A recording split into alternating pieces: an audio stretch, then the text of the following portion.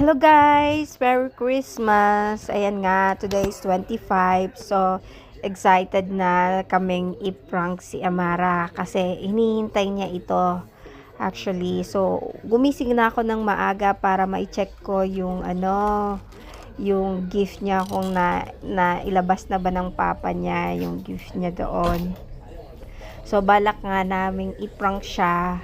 Nalalagyan namin ng charcoal yung yung first niya kasi nga napakapendehan niya for this couple of days.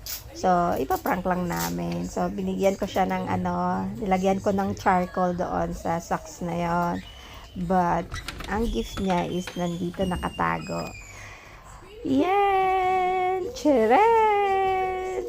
So, gusto ko lang makita yung reaction niya. I know, I'm bully, pero masanay na siya sa mama.